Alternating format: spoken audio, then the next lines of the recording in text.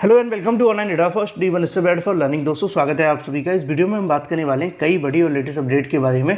जैसा कि दोस्तों आप जानते हैं किसी भर्ती संबंधित कोई भी जानकारी होती है तो आपको real authentic online Adda first D YouTube channel के माध्यम से दी जाती है। चैनल को सब्सक्राइब करके बेल आइकन को दबा लें और वीडियो को लाइक कर दें जिससे कि आपको रियल ऑथेंटिक जानकारी सबसे पहले मिलती रहे। इस वीडियो में हम बात करेंगे नए शिक्षा सेवा चयन आयोग, साथ ही साथ उसके कार्यक्रम को लेकर आगे के प्रोसेस के बारे में, उत्तर प्रदेश में नई प्राइमरी शिक्षक भर्ती विज्ञापन, इसके अलावा टीजीटी पीजीटी एग्जाम को लेकर और साथ ही साथ उसकी नियुक्ति के बारे में, 69,000 शिक्षक भर्ती बीएड, इसके अलावा बीएड वर्सेस बीटीसी मामले पर चलिए बात कर लेते हैं सबसे पहले अपडेट को लेकर।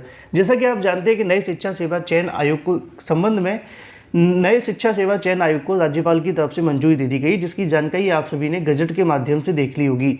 अब गजट तो जारी कर दिया गया जिसमें बताया गया कि नए शिक्षा सेवा चयन आयोग को राज्यपाल ने मंजूरी दे दी है, लेकिन अब इसके ज़मीनी स्तर पर आने पर सबसे बड़ा इंतजार होगा, क्योंकि जब तक ये ज़मीनी स्तर पर नहीं आएगा तब तक वो किसी भर्ती को लेकर काम शुरू नहीं करेगा, चाहे वो उत्तर प्रदेश में आने वाली नई प्राइमरी शिक्षक भर्ती हो या इसके अलावा टीजीटी पीजीटी का एग्ज़ाम। इसी के संबंध में जानकारी भी देखने के लिए मिली है। और अगर आपने मेरा कल का वीडियो देखा होगा तो कल मैंने एक वीडियो भी बनाया था जिसमें आप सभी को जानकारी दी थी कि नई शिक्षा सेवा चयन आयोग का जो मुख्यालय है वो चयन बोर्ड के परिसर के अंदर ही बनाए जाने की चर्चाएं चल रही हैं, क्योंकि हाल ही में जब बैठक देखने के लिए मिली थी तो इस मुद्दे पर भी विचार किया गया था, क्योंकि चयन बोर्ड का जो कहीं ना कहीं भवन है वो पूरे तरीके से सरकारी है, बाकी के जो भवन है वो कहीं ना कहीं किराए पर हैं। इसी वजह से अब जो चयन बोर्ड के अधिकारी हैं या फिर जो सरकार है वो सोच रहे हैं कि नए शिक्षा सेवा चयन आयोग को यहीं पर स्थापित कर दिया जाए, क्योंकि आप जानते हैं कि जितनी जल्दी इसका मुख्यालय बनेगा, जितनी जल्दी सदस्यों की नियुक्ति होगी, उतनी ही जल्दी भर्तियों पर काम शुरू होगा, जैसा कि आप सभी को यहाँ पे देखने के लिए मिल जाएगा। जैसा कि मैंने आपको स्टार्टिंग में बताया कि चयन बोर्ड के अंदर ही नई शिक्षा सेवा चयन आयोग को बनाए जाने की तैयारियां हैं। उत्तर प्रदेश माध्यमिक शिक्षा सेवा चयन बोर्ड के परिसर में नए शिक्षा सेवा चयन आयोग का मुख्यालय बनाए जाने को लेकर तैयारी की जा रही है। माध्यमिक शिक्षा सेवा चयन बोर्ड की अगर बात की जाए, उत्तर प्रदेश उच्चतर शिक्षा सेवा आयोग को नए आयोग में समाहित किया जाना है। ऐसे में चयन बोर्ड का जो परिसर होगा वो नए आयोग का मुख्यालय बनाए जाने की प्राथमिकता दी जा रही है। चयन बोर्ड का जो कहीं ना कहीं कार्यालय आप सभी जानते हैं कि एलनगंज के अंदर है। उच्चतर शिक्षा सेवा आयोग कार्यालय अशोक नगर में है। उच्चतर शिक्षा सेवा आयोग का जो कार्यालय वो किराए पर चल रहा है, लेकिन जो माध्यमिक शिक्षा सेवा चयन बोर्ड का कार्यालय है वो कहीं ना कहीं यहाँ पर सरकारी है पूरे तरीके से। ऐसे में अगर बात की जाए, यहाँ पे कर्मचारियों बैठने के लिए जो भूतल पर 10 कमरे हैं, जबकि चयन बोर्ड का जो अपना परिसर है उच्चतर शिक्षा सेवा आयोग परिसर में काफ़ी बड़ा है। और चयन बोर्ड परिसर बेसमेंट में पार्किंग के भूतल, इसके अलावा पहले तल और दूसरे तल पर 10-10 यानी कि कुल 30 कमरे आपको देखने के लिए मिलते हैं, जबकि तीसरे तल पर बड़ा सा हॉल भी है। चयन बोर्ड की बैठक इसी हॉल में देखने के लिए मिलती हैं। चयन बोर्ड में एक अध्यक्ष, इसके अलावा 10 सदस्य, साथ ही अगर बात की सचिव और अन्य अफसर देखने के लिए मिलते थे, जो कि पर्याप्त बैठने के लिए जगह है। लेकिन नए आयोग के अंदर जो होगा वो आपको 12 सदस्य देखने के लिए मिलेंगे। और नए शिक्षा सेवा चयन आयोग के अंदर जो कर्मचारियों को कहीं ना कहीं समायोजित किया जाना है। तो सूत्रों का कहना ये है कि नए आयोग में गठन में देरी की वजह से असिस्टेंट प्रोफेसर भर्ती, टीजीटी पीजीटी भर्ती 1 साल से ज़्यादा का समय हो चुका है, फंसी हुई है। ऐसे में नए शिक्षा सेवा चयन आयोग को जल्द से जल्द क्लियर कर दिया जाता है तो उसके बाद में इन भर्तियों का जो रास्ता है वो साफ हो जाएगा, क्योंकि आप सभी की टीजीटी पीजीटी को लेकर आवेदन तो चयन बोर्ड ने ले लिए थे, लेकिन अब से परीक्षा कराना बाकी है। ऐसे में नए आयोग के गठन से संबंधित विधायक राज्यपाल से मंजूरी मिलने के बाद में शासन पर दबाव है कि आयोग को जल्द से जल्द क्रियाशील किया जाए। अगले लोकसभा चुनाव से पहले होने वाले हैं, ऐसे में अगले साल लोकसभा चुनाव भी होने वाले हैं। ऐसे में उन चुनाव से पहले लंबित पड़ी हुई भर्तियों को पूरा करना, यानी कि जैसे कि टीजीटी पीजीटी भर्ती को पूरा करना, नियुक्ति पत्र देना और साथ ही साथ नई भर्तियों के विज्ञापन जारी करना। जैसे कि नई प्राइमरी शिक्षक भर्ती को लेकर जो छात्रों के मन में एक उम्मीद है कि शायद सरकार चुनाव से पहले नई प्राइमरी शिक्षक भर्ती का विज्ञापन जारी करेगी। अगर ये होते हैं तो नए आयोग का मुख्यालय प्रयागराज में बनता है तो जल्द से जल्द ये सारे काम हो सकते हैं।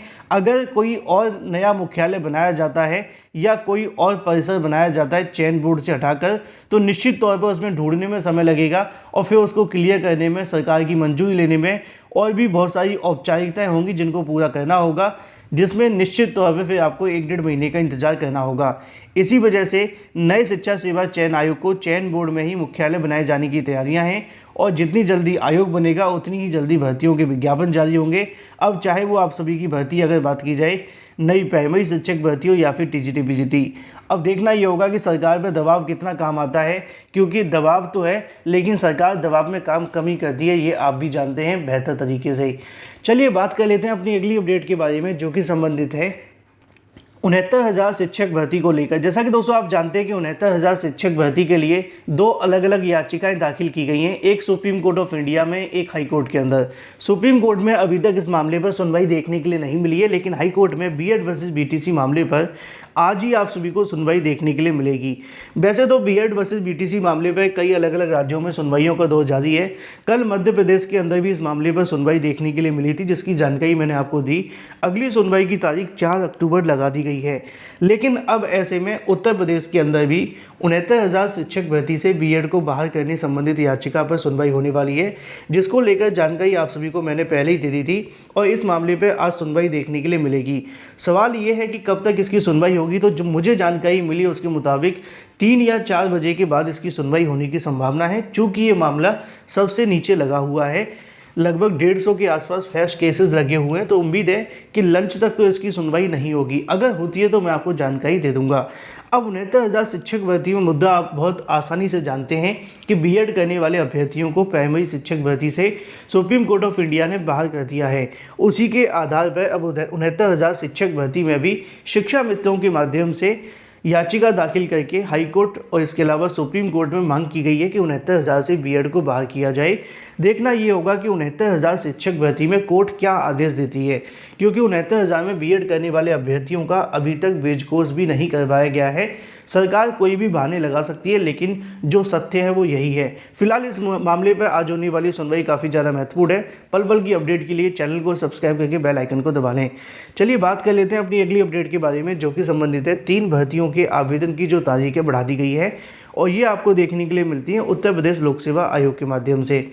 उत्तर प्रदेश लोक सेवा आयोग के माध्यम से सहायक नगर नियोजक, स्टाफ नर्स, इसके अलावा जो आयुर्वेदिक की है और साथ ही साथ स्टाफ नर्स दूसरी, इन तीनों के लिए आवेदन की तारीखों में बदलाव किया गया है। तो जो भी संबंधित अभ्यर्थी हैं उत्तर प्रदेश लोक सेवा आयोग की ऑफिशियल वेबसाइट पर जाकर इनके लिए आवेदन कर सकते हैं। साथ ही बात की जाए शिक्षकों के माध्यम से एडी बेसिक को अपना जो ज्ञापन है वो सौंपा गया। टीचर्स के प्रतिनिधि मंडल ने बुधवार को सचिव बेसिक शिक्षा परिषद को संबोधित ज्ञापन देते हुए 68,500 में चयनित जो भी यहाँ पे शिक्षक थे उन सभी के माध्यम से मांग की गई कि उनको भी पदोन्नति का जो लाभ है वो दिया जाए, जिससे कि उनको यहाँ पे जो पदोन्नति नहीं मिल पा रही है हाल ही में, तो ऐसे में 68,500 के अंदर भी उनको पदोन्नति में सम्मिलित कर लिया जाए। फिलहाल क्या होगा इंतजार है। वीडियो को लाइक कर दें और शेयर कर दें, चैनल को सब्सक्राइब करके बेल आइकन को दबा लें। Thank you for watching this video.